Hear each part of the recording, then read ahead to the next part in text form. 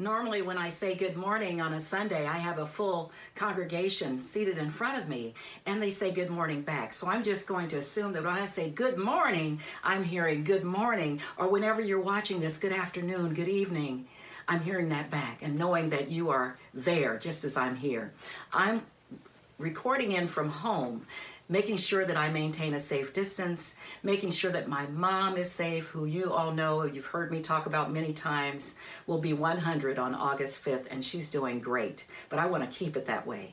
So thank God for technology, that I can still be a part of the service, even though I can't be physically there. And the same is true for most of you as you're at home or wherever you are watching this service. We appreciate you.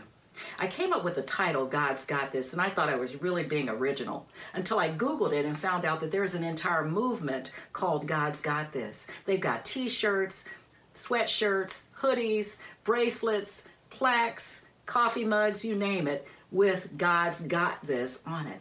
And it came from a woman whose family has suffered mental illnesses, her children, her husband, and her husband was a pastor of a church, and he was suffering anxiety attacks to the point where he was almost paralyzed by them. And eventually he lost his life. She had to be faced with being a single mother, the tragedy of losing her husband, the mental illness of her children, and wondering, where does she go from here? How does she find the help she needs? And she got this idea that no matter what goes on in life, God's got this.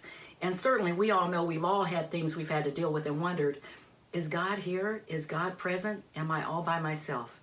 Well, the truth is, this woman's absolutely right. God's got this. So that's what I want to talk to you about today, that God's got this.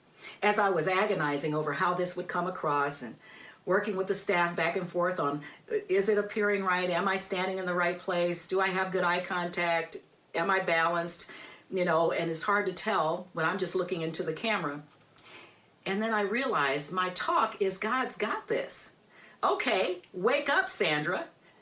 Practice what you preach. Read your own mail. God's got this. So I want to talk to you about that. There was a flight from Los Angeles to San Francisco, and it was crowded.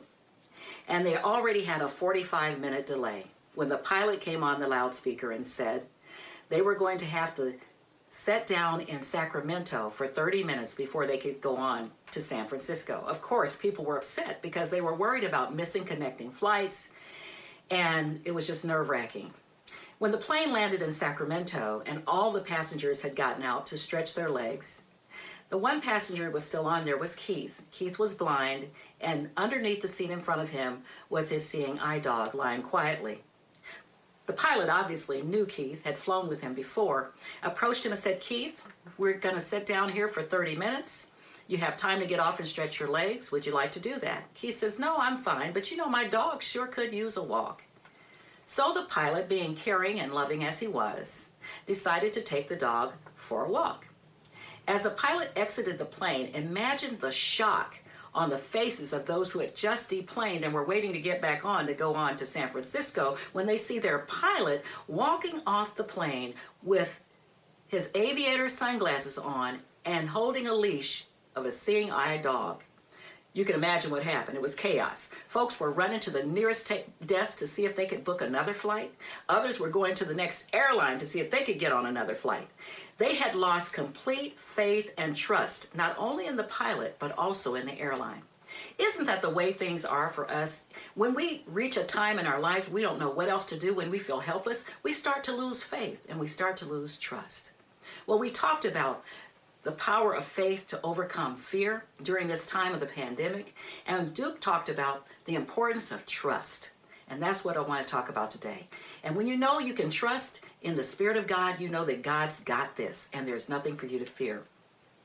I chose for my lesson today the scripture from the book of Psalm, the 46th chapter, the 10th verse, which says, be still and know that I am God.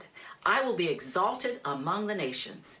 In other words, what are the nations? There are neighbors, right? And they're all over the world. And we used to think that those were those people over there. This didn't happen here, these pandemics and all these outbreaks. That's someplace else. Those are those people. But now we know the nations means all of us, and that God stands above all nations, that we're all God's children. In fact, just like the song, he's got the whole world in his hands. He's got you and me, brother, you and me, sister, in his hands. He's got the little bitty baby in his hands. He's got the whole world in his hands. And we are in those hands in one neighborhood. It might have used to be that we thought that those were those people, it was us against them. But with this pandemic, we're finding out just how globally connected we really are. We are each other's keepers. Which reminds me of our friend and congregant, Jackie Allen. She has a dual citizenship, and she spends 6 months of her year in her native France and 6 months in the United States. She leaves in September, and we always hate to see her go, and we're so excited come March because she's always coming back in March. Well, here we are at the end of March, and Jackie isn't back. We've been talking with Jackie, many of us, through emails, and I learned from communicating with her this week that when the confinement happened last week in France, she stayed on. She didn't catch her flight back home, and she's still there. So I asked her, how were things going with the pandemic? And she said, well, you're limited to what you can do. You can go to the grocery store, you can go to the pharmacy, and you can go to your doctor's office. But you only can get out and walk and get exercise outside for an hour each day. An hour. And I said, well, what do you have to do? She said, I have to carry a pass. And on that pass is my name, my address, my date of birth, where I was born, and then the time that I started my walk, because they monitor that. Wow, now that's different. How do they monitor it? She said, well, the gendarme, which means police officer, I understand in French, may stop you while you're on your walk, and they may ask to see your pass. And if you don't have a pass, you'll be fined 1,500 euros. I didn't know how much that was. I thought maybe it couldn't be that much for walking, right? So I looked it up, and it turns out that 1,500 euros is the equivalent of approximately 1,700 US dollars just for walking around what we do freely and take for granted. So I want to talk about this shift in consciousness now that we're being more connected with other people, either through the mail or through our emails or FaceTime or however we're connected all over the world. We're learning about not how much different we are, but how much similar we are as we're all trying to come to grips with this new normal, this pandemic. And so one of the things I wanted to talk about is this is not the first time that the world has experienced any kind of major atrocity of biblical proportions. Now, we've heard of some of those in our lifetime. Tsunamis, for example, earthquakes, volcanoes, you name it. But in this case, back in biblical times, thousands of years ago, in the first book of what we call Unity's major textbook, the Bible, we read in Genesis chapter 47 about Joseph. Now, you know a lot about Joseph, and he's one of my favorites in the Bible, but I want to talk about what Joseph did when there was a major problem that was of global and biblical proportions. It was a drought, and there hadn't been any rain for 2 years. The crops were drying up, the animals were dying. But Joseph had already made a plan. You see, Joseph was the governor, and the king had appointed him because his ability to interpret dreams was right on point. So in a dream that the king had, Joseph said, that dream means there's going to be 7 years of plenty and 7 years of drought. And during the 7 years of plenty, we need to not waste anything. We need to only use what we need, and we need to save the rest for the future when there's going to be a drought. We'll be the only nation that will be sustaining itself, and we'll be able to help our neighbors. And so the king obeyed, and Joseph stored up what was the excess. And when there was 7 years of drought, just as he predicted, a part of his plan, there was plenty. The reason Joseph knew to do that was because he was connected to the one source, the one presence and the one power that is everywhere in everything. He knew that God's got this. The story is told of a farmer who had a huge farm on the Atlantic seacoast, and he couldn't find a hired hand because nobody wanted to work on that farm because the farm was in a storm area and they had devastating, deadly storms. He interviewed one after another and they all turned it down. Just about to give up on hiring a hired hand, an elderly gentleman, very frail looking, came to him and said, I'll take the job. The farmer was skeptical at first because he didn't look like someone who knew how to be a farmhand, and he certainly didn't look able to do it. So he asked him a question. What would make you a good farmhand? And the farmhand, the elderly man said, "I can sleep when the wind blows." Farmer had no idea what that meant, but he had no other options, so he hired him. And to his amazement, this man worked from sunup to sundown, from dusk to dawn. He was always working. He was always tending to the animals, and the barn and everything about it was always impeccable. And then one night, the farmer was awakened from his sleep by a howling wind, and he knew a storm was coming. He leaped out of bed, he grabbed his lantern, and he ran next door to wake his farmhand, who refused to get out of bed. The farmer said, "Come on, get up. We got to go take care of things, or I'm going to lose everything. It's going to be blown away." He says, "I told you, there's nothing to worry. I can sleep when the wind blows." The man turned over and went back to sleep. The farmer was devastated. Why did I hire this man? But he had no time to deal with that. He ran over to the barn so that he could take care of his farm. When he opened the barn door, he noticed something unusual. All the hay was stacked neatly with a huge tarp over it. The cows were safely in the barn, and the chickens were in their coop.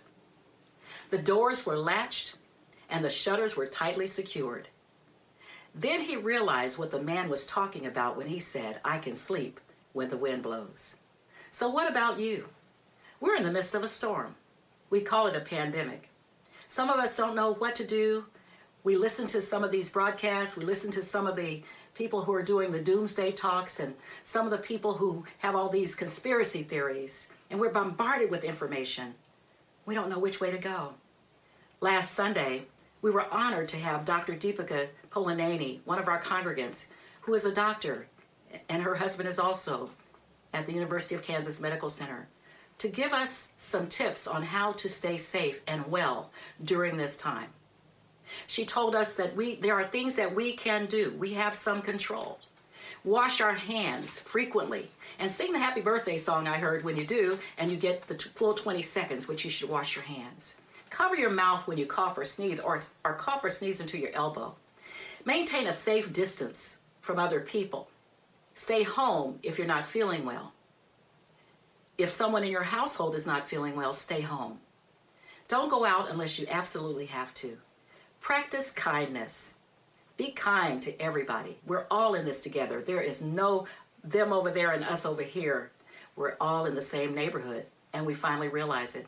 Just as Jesus said, "What you do to the least of them, you do to me." So that's important. You know, your faith can move mountains, and your doubts can create them. So don't be like those people on that airplane and jump to conclusions and fantasize and make up things in your mind. Trust in the Spirit of God to get you through this. Like Joseph, Elijah, and the farmhand, and like Jackie, trust in the Spirit and the allness of God to see you through.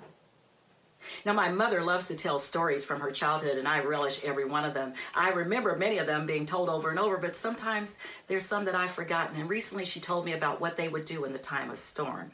In this little town of rural Arkansas, where she grew up, in this little farm, she'd say that when it started to storm and there's thundering and lightning, if they were outside playing, "Come in right now." And they had to sit quietly. They couldn't speak a word. My grandfather said God was doing his work, and we need to be still when God is doing his work. And that's the same message for us today. Be still. Be still and know that I am God. Trust in the allness of God to see you through. I want to close with today's daily word because it's perfect. Inner peace. I find the peace of God in the silence within me. The Hebrew scriptures tell the story of the word of the Lord commanding to the prophet Elijah to stand on the mountain before the Lord, and because the Lord will pass by. As he waits, Elijah fails to find God as he endures a wind strong enough to split mountains, an earthquake, and then a fire. Then Elijah discovers God in a sound of sheer silence. Sometimes chaos surrounds me as I try to find the peace of God. Other times the chaos may be inside me. I persist in my efforts as I confront inner storms, fires, and earthquakes as I search for peace. Like Elijah, I remain steadfast in faith, undisturbed by what is happening around me. I wait for distractions to pass, and peace is mine. And the scriptures from 1 Kings, the 19th chapter, the 12th verse. And after the earthquake, a fire. But the Lord was not in the fire. And after the fire, a sound of sheer silence. What does that say? God's got this. Be still and know that I am God. And God's got this, even in the midst of a pandemic.